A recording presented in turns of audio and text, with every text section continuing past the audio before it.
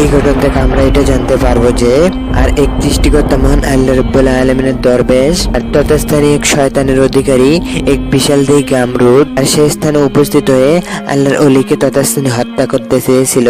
আর সেই শয়তানের মায়া জালে তথাস্থানে ভূমিকম্প শুরু হয়ে গেল।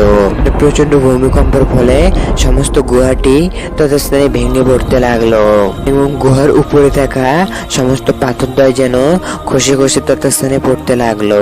আর সেই শয়তানের রূপ কাণ্ডতে দেখে যখন মহান আল্লাহর অলি উচ্চস্বরে একথা বলতে লাগলেন যে আউযু বিল্লাহি মিনাশ শাইতানির রাজিম বিসমিল্লাহির রহমানির রহিম। আর মহান সৃষ্টিকর্তা মহান আল্লাহ রাব্বুল আলামিনের অলির এরূপ দোয়া পড়া মাত্রই আর তথাস্থানে থাকা সেই শয়তানের গায়ে আগুন লেগে গেল এবং সেই শয়তানটি যখন তাহার সমস্ত সৈন্যবাহিনী ও ইবলিশ শয়তানদের তাহার কাছে ডাকলো তখন সমস্ত সৈন্যরা আল্লাহর অলিকে তথাস্থানে হত্যা করতে চাইলো এবং তাহার জন্য তাহাকে নানারূপ ভাবে ভয় দেখাতে লাগলো।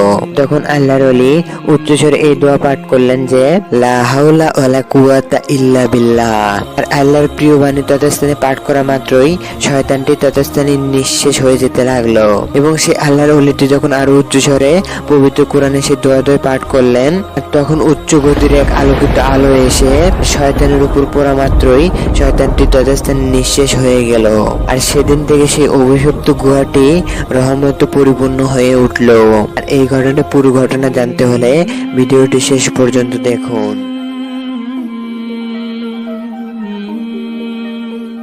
একদিন এক দরবেশ তথা নিকটে কিছু কালো পোশাক পরিহিত ব্যক্তিকে দেখে উচ্চস্বরে এই দোয়া পড়তে লাগলেন যে আউযু বিল্লাহি মিনাশ শাইতানির রাজিম।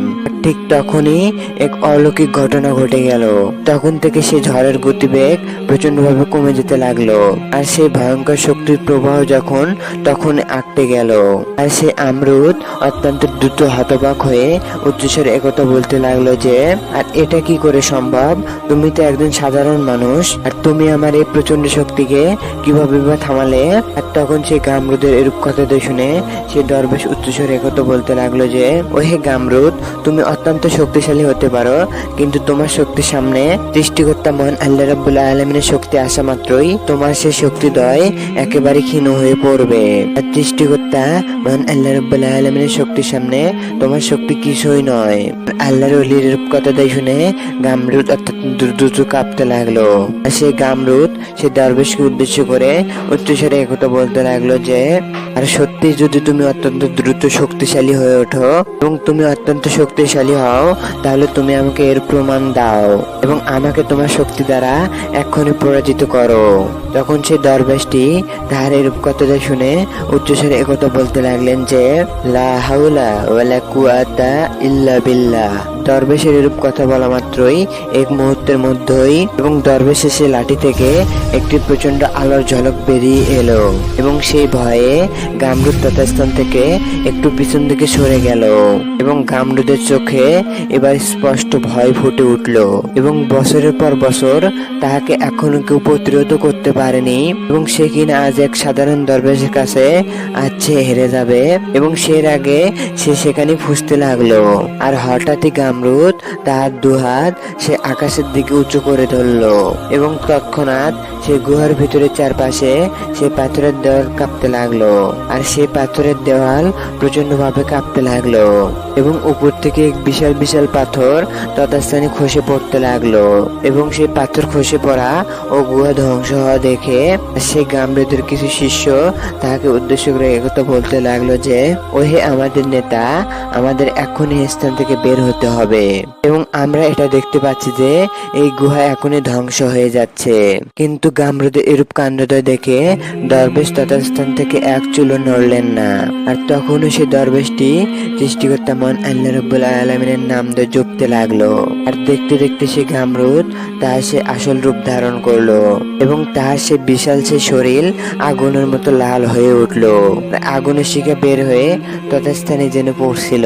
আর তখন সে গামরুদ সে দরবেশকে উদ্দেশ্য করে উচ্চস্বরে একথা বলতে লাগলো যে ও হে দরবেশ, তুমি এইবার দেখে নাও যে মহান সৃষ্টিকর্তা আল্লাহ রাব্বুল আলামিন তোমাকে আমার হাত থেকে এক্ষুনি কিভাবে বাঁচান।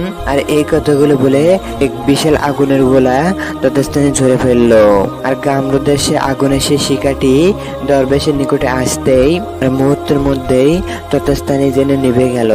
এবং চারিদিকের পরিবেশ দেখে এটা মনে হয় যে এখনো কোনো কিছু সংগঠিত হয়নি। এবং এই ঘটনা দেখে গামরুদের চোখ ততস্থানে বিস্ফোরিত হয়ে উঠল। এবং সেই গামরুদ তাকে উদ্দেশ্য করে উচ্চস্বরে একথা বলতে লাগলেন যে, আর এটা কি করে সম্ভব যে সৃষ্টিকর্তা মহান আল্লাহ রাব্বুল আলামিনের হুকুমে আর এই দরবেশটি এবারও আমার হাত থেকে বেঁচে গেছে। আর তখন সে দরবেশ তাকে উচ্চস্বরে একথা বলতে লাগলেন যে, আর সৃষ্টিকর্তা মহান আল্লাহ রাব্বুল আলামিন যাহাকে রক্ষা করেন আর তাহাকে কেউ ধ্বংস করতে পারে না, একমাত্র অসীম ক্ষমাশীল তিনি। আর এই কথাগুলো বলতেই সে গুহার দেওয়ালে আর কিছুটুকু প্রতিচ্ছবি ফুটে উঠল। আর এটা দেখে মনে হয় যে শত শত বছর আগের কোনো ঘটনা সেই স্থানে লিপিবদ্ধ রইয়াছে। এবং সে দরবেশটি তথাস্থানে তাকিয়ে আর তথাস্থানে এক অদ্ভুত লেখা তিনি দেখতে পেলেন। এবং তথাস্থানে এটা লেখা আছে যে সত্য ও ধর্ম যার আছে তার সামনে সমস্ত মিথ্যা তথাস্থানে ধ্বংস হয়ে যাবে।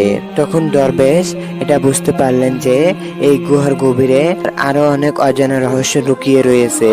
তখন সেই গামরুদটি এবার একথা বুঝতে পারলো যে, এবং সে সরাসরি এখন এই দরবেশকে আর কখনো হারাতে পারবে না। এই কথাগুলো ভেবে গামরুদ তার সেই শেষ অস্ত্র বাহির করলো এবং সে দেওয়ালের মধ্যে থেকে বিশাল আকৃতির ছায়াদয় তার সামনে উপস্থিত করাতে লাগলো। এবং সেই ছায়াগুলো তথাস্থানকে দরবেশের নিকট এগিয়ে আসতে লাগলো। তখন সেই গামরুদটি তথাস্থানে তিনি হাসতে লাগলেন। তখন সে দরবেশকে উদ্দেশ্য করে গামরুদ উচ্চস্বরে একথা বলতে লাগলো যে, ও হে দরবেশ, আমার এই সৈন্যদের এখন পর্যন্ত কেউই হারাতে পারেনি। এবং এক্ষুনি তুমি এই দানবাকৃতির ছায়াগুলোর ভয়ে এই স্থানে তুমি কি বা করবে?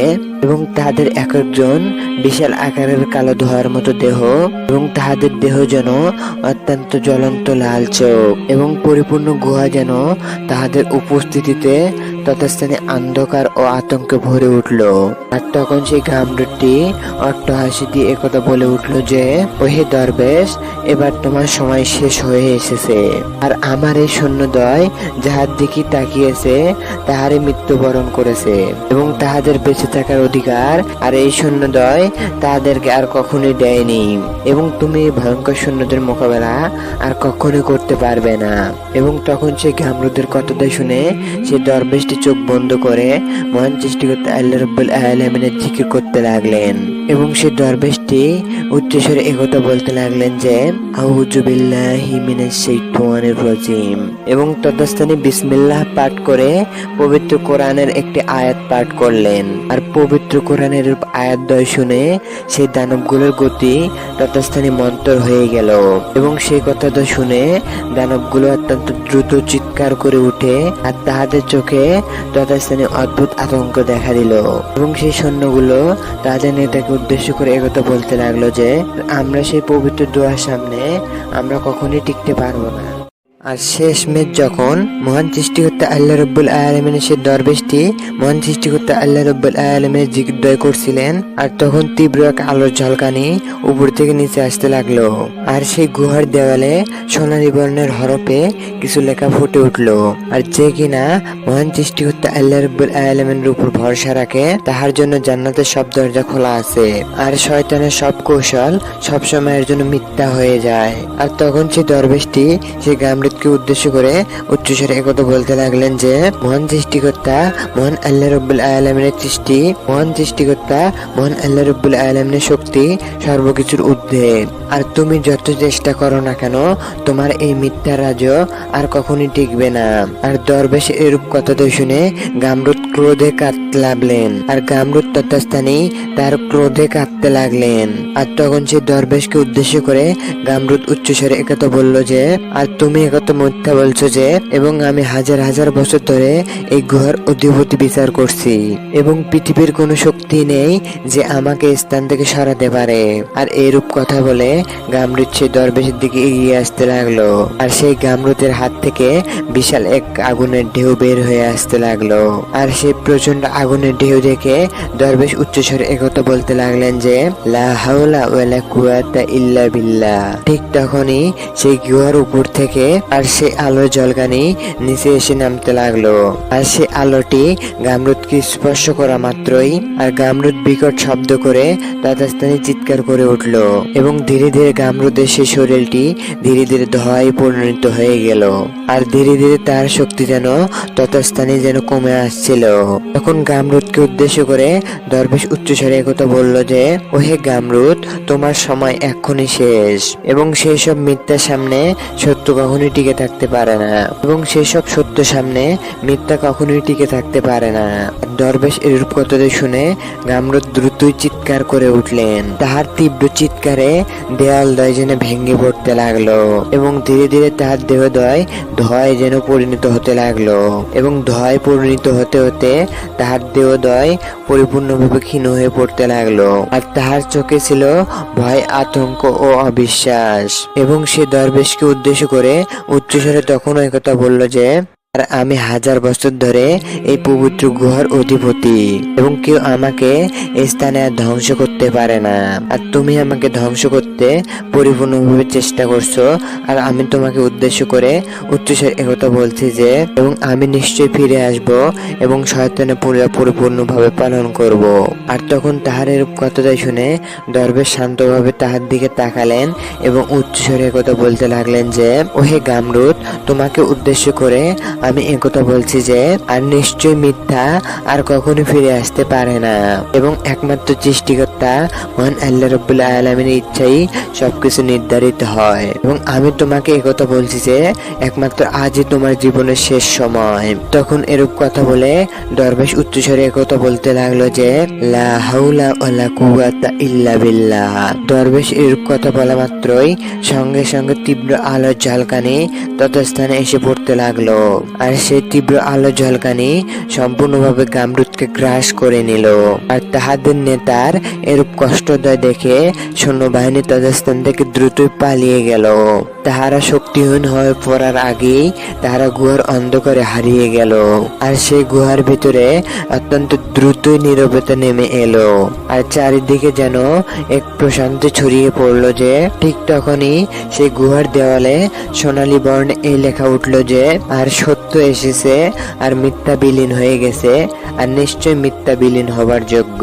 আর মিথ্যার জন্ম একমাত্র ধ্বংস হওয়ার জন্যই। আর দরবেশ তখন তার চোখ বন্ধ করে সৃষ্টিকর্তা মহান আল্লাহ রাব্বুল আলামিন প্রশংসা করতে লাগলেন। তথাস্থানে প্রশান্তিতে ভরে উঠলো আর সেই অন্ধকার পরিবেশটি তথাস্থানে বদলে যেতে লাগলো। আর সেই গুহার দেওয়ালগুলো থেকে তীব্র গতিতে আলো বের হতে লাগলো, যেন একমাত্র সৃষ্টিকর্তা মহান আল্লাহ রাব্বুল আলামিনের রহমত তথাস্থানে যেন নাজিল হচ্ছে। আর সৃষ্টিকর্তা মহান আল্লাহ রাব্বুল আলামিনের হুকুমে এক অন্ধকার গুহা, এক অভিশপ্ত গুহা এক রহমত স্থানে পরিণত হয়ে গেল। আর এই ঘটনা থেকে আমরা এটা জানতে পারলাম যে মহান সৃষ্টিকর্তা আল্লাহ রাব্বুল আলামিনের দরবেশ সৃষ্টিকর্তা মহান আল্লাহ রাব্বুল আলামিনের সাহায্য নিয়েই সেই শয়তানকে তথাস্থান থেকে দূর করে দিয়েছিল এবং সেই থেকে তথাস্থানে রহমত বর্ষিত হতে লাগলো।